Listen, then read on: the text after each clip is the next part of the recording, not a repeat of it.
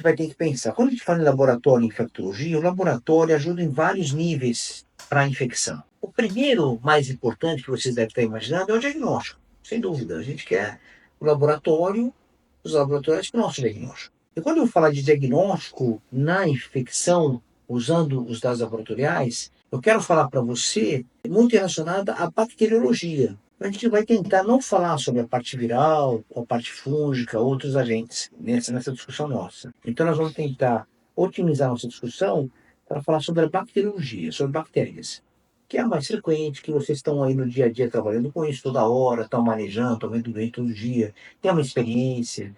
Então acho que vai casar melhor para vocês. Vocês vão ter um conteúdo rápido, de aplicabilidade imediata. Amanhã, quem estiver no plantão amanhã, ou dando seu trabalho amanhã, e vendo dentro de infecção, já vou utilizar essa metodologia e vai ajudar alguns pacientes, sem dúvida nenhuma. Então, quando se separa em bacteriologia, eu vou tentar falar um pouquinho de como você vai manejar o paciente que tem uma suspeita de infecção, que você precisa avaliá-lo. Como você vai fazer isso? Como você vai criar essa avaliação do ponto de vista clínico? Você suspeita da infecção, a infecção pode ser bacteriana, a gente já falou algumas lives sobre isso, e aí eu vou estudar esse doente. Para eu estudar, eu preciso de material biológico. Então é o ponto mais importante. Então eu vou precisar de sangue, vou precisar de urina, eu vou precisar de um líquido, um tecido, uma secreção. Depende de cada situação clínica que o doente tiver. No momento que eu tenho esse material biológico, eu vou começar a fazer a sua trajetória dentro do laboratório. Como que esse material vai ser estudado para que ele possa trazer uma informação clínica para você. Então, como que o laboratório tem que trabalhar com isso? Como que você vai cobrar isso do laboratório? Como que o laboratório vai te entregar essa informação? E como você vai pegar essa informação e vai colocar na beira do leito? Colocar lá no doente, no seu consultório, no local para você poder tomar uma decisão. Se o diagnóstico está correto,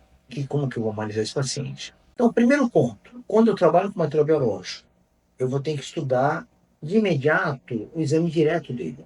Dentro da bacteriologia, o exame direto é a coloração do GRAM, que é uma coloração laboratorial rápida de ser feita, é manual, ela pode ser automatizada, mas habitualmente nossos laboratórios usam manualmente. E nós vamos ter a leitura do colega do laboratório para ver se tem bactéria naquele material. A bacterioscopia, como é chamada essa avaliação, que é a avaliação ectoscópica visual de bactéria numa lâmina, ela pode fazer em qualquer material.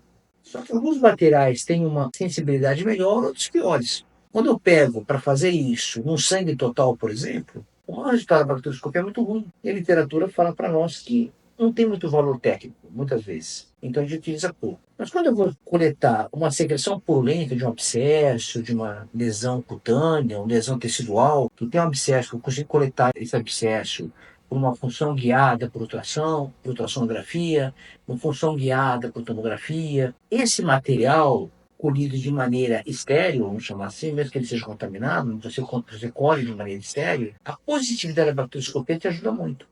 Então ele precisa ser estudado. Então você não pode deixar de fazer isso no seu material biológico. Isso vale para secreções purulentas, que são abscessos, lesões teciduais, líquidos corpóreos como líquor, líquido pleural, líquido peritoneal, líquido pericárdico, líquido sinovial, todos eles podem ser estudados. Você precisa abordar esse doente, coletar esse material e fazer o estudo bacterioscópico. Então, você não pode deixar para trás esse primeiro passo da bacteriologia, que é a bacterioscopia. E, infelizmente, pessoal, se for pensar assim, quem trabalha já no dia a dia, quantas e quantas vezes, né, pessoal, quando o material manda para a cultura, aí faz a cultura, o laboratório não está alinhado com você, deixa para trás a bacterioscopia. E às vezes faz uma falta enorme no nosso dia a dia. Porque a bacterioscopia é o resultado que te dá uma informação imediata. Ele vai te falar, tem bactéria. Essa bactéria, o que ele pode te dizer? Ele pode te falar o seguinte, ó, essa bactéria tem uma morfologia. Qual morfologia que importa para nós? Ele é coccus ou bacilo? Ou pode ter os dois. Mas outra informação importante, se ele cora pelo grão. Então, se ele é gram positivo ou se ele é gram negativo. Então, com essa informação, você cria 4 variáveis. Você tem coccus gram positivo, coccus gram negativo, bacilos gram positivos e bacilos gram negativos. Então, vocês têm uma gama de informação que de imediato pode te ajudar muito no manejo. Vejam só alguns exemplos. Eu tenho um abscesso cutâneo, um abscesso tegumentar.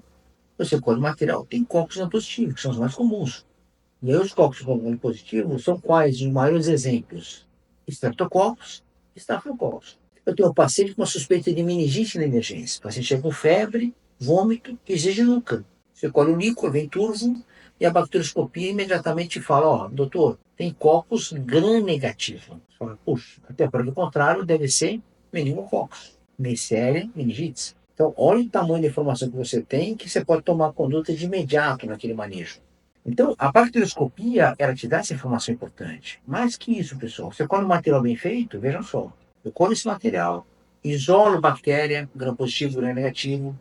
Olha que interessante. Você vê na bacterioscopia, por exemplo, cocos gram-positivo, abundantes ou moderados. E a cultura você vai lá e não isola. Olha que informação forte que você pode ter.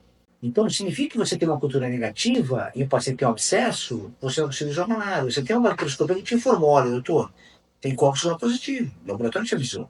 Por que isso pode ocorrer? Tem vários fatores que podem levar a isso. Primeiro, quando você colhe um material e você coloca in vitro, claro que in vitro vai ter um comportamento diferente no hospedeiro, no paciente. A gente chama in vivo, né? Então, esse é um ponto importante. Segundo ponto importante, se ele estiver usando algum antibiótico, por exemplo, qualquer micrograma desse antibiótico que vier nesse material, quando você colocar ele na cultura, uma placa de cultura, ele vai inibir o crescimento. Entendeu? Então, quando você tem informação da bacterioscopia na sua mão, você já sabe, olha, eu sei que esse doente tem aqueles cocos gram-positivos naquele material. Se isolar, ótimo, vai me ajudar muito. Mas se não isolar, também está me ajudando. Qual a informação que ela te dá? Então você vai coletar o material, vai encaminhar para a BAC, para a bacterioscopia, e vai ter uma informação médica disso. Então, um bom examinador do laboratório vai te ajudar. Você pode ligar para ele e falar, olha, eu estou com um caso assim, suspeitando, vê com carinho para mim está acontecendo, eu vou olhar com mais cuidado. Então, começa a te dar uma informação muito mais poderosa para você tomar a sua conduta frente ao seu doente. Certo? Então, isso é um ponto importante. Então, a bacterioscopia te traz essa informação. Isso é importantíssimo no manejo. Então, qualquer material que você tem que estudar o exame direto que nós chamamos. Então, não deixe isso para trás, pessoal. Não esquece de fazer isso. Quando você colhe o sangue total tem pouco valor. Aí é perdoável você não fazer a BAC, porque realmente a literatura mostra que não tem benefício. Quando eu falo BAC, eu falo bacterioscopia, tá, pessoal? Às vezes a gente corta com as palavras. Mas a bacterioscopia, ela tem que ser feita rotineiramente, tem que estar na sua rotina. Então você tem que colocar no seu, se tiver um sistema automatizado, já bota, coloca no sistema lá, bacterioscopia, tudo, eu vou explicar para vocês direitinho isso. Então já deixa gravado, sai um material biológico, você já pede de imediato, senão a gente esquece. Às vezes o material, outro colega pediu, você não conversou, e a coisa pode, por alguma razão, te atrapalhar. Então, esse é o primeiro aspecto do ponto de vista laboratorial.